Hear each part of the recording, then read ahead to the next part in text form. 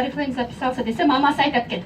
Сынок, да помада опустился деп сурап тур да. Ошого окшоп, аябай чоң уровеньдеги адамдар Арифлеймге келет, а биз болсо уборкада турупмун дейбиз да. Жок, мен Арифлеймге барбайм, Арифлейм болбогон иш дейбиз да.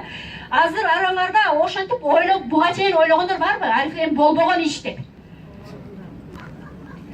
Молодцы, ошо да бар болгон өзүбүз эле ушинтип ойлойбуз. Эми силер молодцы.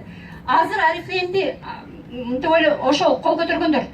Оказывается, Арифлейм мен ойлогондой эмес экен дегендер барбы? Кол көтөрөбүз эми. Молодцы. Молодцы, биз ошон үчүн силерди чакырабыз да. Именно поэтому силерди чакырабыз. Силерди жаздырып, чакырып келип эптеп консультант кылыш үчүн эмес.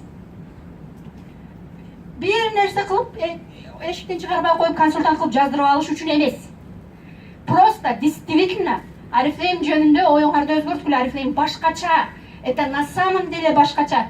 Бизде парламент өзүбүздүн жетекчилерибизди, чоңдорубузду өзүңөр жакшы билесиңер. Бизде эмес, өзүлөрүн көтөрө албай зорго жүрөт. Мамлекет өзү ошондой болгонго байланыштуу. Бизде азыр аябагандай сонун мүмкүнчүлүгүбүз бар. Даже чөнтөгү тешилип калган адам дагы Арифлеймден нөлдөн баштап бизнес курса боло берет. Араңарда байлар барбы?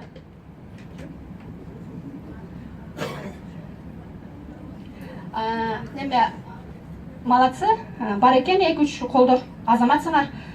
Бир Камила Полежаеванын бир немесинде көрүп калдым эле. Есть у вас, ушинтип сураптыр да, есть у вас богатые люди среди вас десе.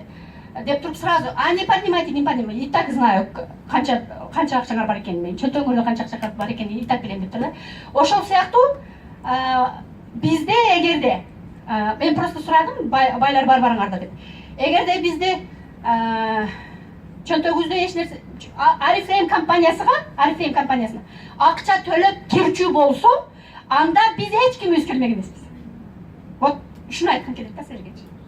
Мен кирмек эмесмин, силер мына менин лидерлерим Арифлеймге бесплатно болгон үчүн киргенсиңерби же акча төлөгөн үчүн киргенсиңерби?